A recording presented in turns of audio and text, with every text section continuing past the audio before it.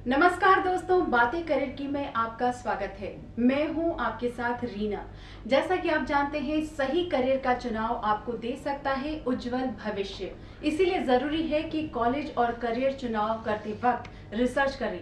आपको इसी रिसर्च में मदद करने के लिए हम करियर से जुड़ा एक खास प्रोग्राम लेकर आते हैं। देखते हैं क्या है खास आज के इस एपिसोड में। देखेंगे करियर मंत्र, जानेंगे कैसे करें करियर निर्माण, मिलेंगे करियर काउंसलर से, देखेंगे एम्प्लॉयमेंट न्यूज। करियर मंत्रा में हम आपको बताते हैं करियर से जुड़े महत्वपूर्ण मंत्र, जिनके सहारे आप अपना भविष्य मजबूत बना सकते हैं। चलिए देखते हैं ये सेगमेंट।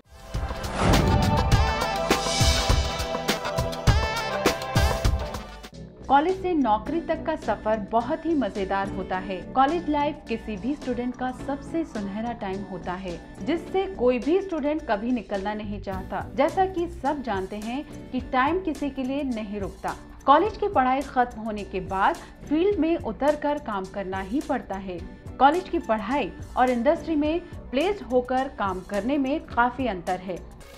किसी भी इंस्टीट्यूट में अगर आप देखोगे तो 10, 15, 20% बच्चे ऐसे होते हैं जो पहला जॉब 2 महीने में छोड़ देते हैं। वो क्यों छोड़ देते हैं? वो इसलिए छोड़ देते हैं क्योंकि उनको आदत ही नहीं होती उतनी मेहनत करने की। कॉलेज में एक आराम से रहते हैं, जैसे ही कॉर्पोरेट में जाते हैं एकदम कॉर्पोरेट वाले तो उनसे एक्सपेक्टेशन होती है कि ये पहले दिन जाके ही इतना बिजनेस लेकर आएगा। तो जब तक आप उनको 2 साल वैसे नर्चर नहीं करोगे तो वो जॉब में सस्टेन भी नहीं कर पाएंगे।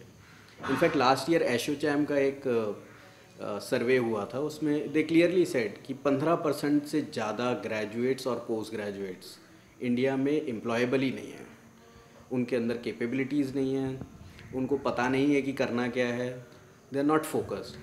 एसोचैम की रिसर्च के मुताबिक देश में केवल 10% मैनेजमेंट ग्रेजुएट्स ही एम्प्लॉयबल हैं। 2008 में 54% की तुलना अभी केवल 10% ही प्लेसमेंट पाते हैं। कॉलेज में स्टूडेंट्स को केवल थ्योरेटिकल कोर्स पढ़ाए जाते हैं। स्टूडेंट्स नॉलेज की जगह सिर्फ प्लेसमेंट और हाई सैलरी पर ध्यान देते हैं। जरूरत है इंफ्रास्ट्रक्चर, इंडस्ट्री और रिसर्च को सुधारने की। हर कॉलेज की जिम्मेदारी होती है कि अपने स्टूडेंट्स को वे न केवल अच्छी पढ़ाई और नॉलेज दें, बल्कि ये भी बेहद जरूरी है कि वो उन्हें जॉब की प्रेशर से डील करना भी सिखाएं। थ्योरी प्रैक्टिकल के अलावा इंडस्ट्री से भी स्टूडेंट्स को अवगत करवाना चाहिए।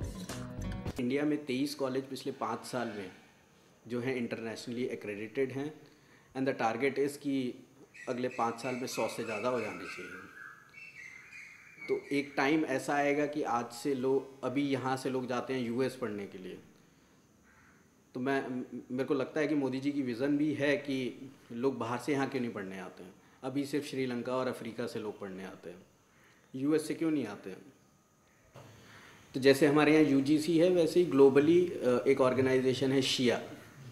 तो शिया के 4-5 एक्रेडिटिंग बॉडीज़ हैं, उनमें से 3-4 यूएस में हैं। और आज की डेट में देखेंगे तो सारे अच्छे इंस्टीट्यूट जैसे IIMs हो गए, ISB हो गया, MDI गुड़गांव हो गया, IMI दिल्ली हो गया, इन सबको इंटरनेशनल एक्रेडिटेशन मिला है, जो कि वी आर वेरी प्राउड कि हमें मिला है। हमारे बच्चे जो 2 साल मेहनत करते हैं, हम उनसे एटलीस्ट कम से कम नहीं तो 14-15 घंटे रोज़ कोई एक्टिविटी होती है, कोई पीयर ग्रुप लर्निंग होती है, कोई प्रोजेक्ट होता है, कोई असाइनमेंट होता है। तो रात को 2:30-3 बजे से पहले कोई नहीं सोता है, सब 7 बजे उठ जाते हैं। आज के लिए लोगों को एनर्जी और फोकस्ड दोनों रहना है, वो बहुत ज़रूरी होता है। और जब तक आप वो इनकलकेट नहीं करोगे उसके अंदर, वो एक दिन सुबह उठ के इतनी मेहनत नहीं कर सकता। कोर्सेज हम लोगों ने डिज़ाइन किए हैं वो ऐसे किए हैं कि जो स्टूडेंट जैसे निकलें वो कॉर्पोरेट लाइफ में इमीडिएटली प्रोडक्टिव हो सके, ठीक है। और यही स्टूडेंट्स को देखना चाहिए। जब इतने सारे कॉलेज हैं, प्राइवेट कॉलेज हैं, पब्लिक कॉलेज हैं, तो कहाँ MBA करें। रिसर्च भी एक अहम हिस्सा बन गया है आज के स्टडी करिकुलम का। रिसर्च से स्टूडेंट्स और टीचर्स दोनों को काफी मदद मिलती है अपने सब्जेक्ट पर कमांड पाने में। इसीलिए अब हर कॉलेज रिसर्च पर बहुत ध्यान देने लगे हैं। Very research oriented. We have PhDs, close to 6 PhDs in our institute, and all other faculty have already registered for PhDs, and they are in advanced stage of PhD studies. And we encourage all our faculty to publish papers in international journals, national journals, and we sponsored all our faculty for national and international seminars. The institution sponsors all the expenses, and even at the level of students, we encourage them to do a lot of research writing in technical research papers and technical seminars, and a lot of fests are being sponsored by the institute to encourage original thinking by the students. Research के साथ साथ college अब नई नई technology पर भी ध्यान दे रहे हैं। इतनी ज़्यादा पढ़ाई है तो एक स्टूडेंट जो है कैसे याद रखेगा कि उसने क्या किया है, ठीक है। इसके लिए हम लोग एक तरीका नया इस्तेमाल करते हैं। तो हम क्या करते हैं कि हमने अपने लेक्चर सारे रिकॉर्ड कर लिए हैं और वो सारी रिकॉर्डिंग स्टूडेंट्स को अवेलेबल रहती हैं।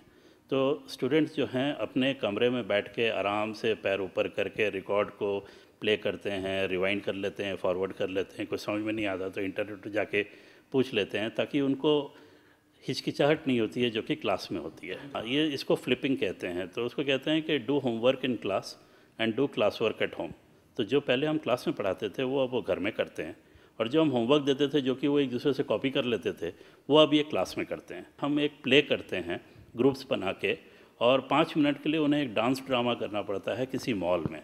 तो उसमें क्या है कि कुछ लड़कों ने आज तक डांस नहीं किया है, कुछ लड़कों ने आज तक पब्लिक परफॉर्मेंस नहीं दी है, तो उनकी जो हिचकिचाहट है पब्लिक के सामने बात करने की वो चली जाती है।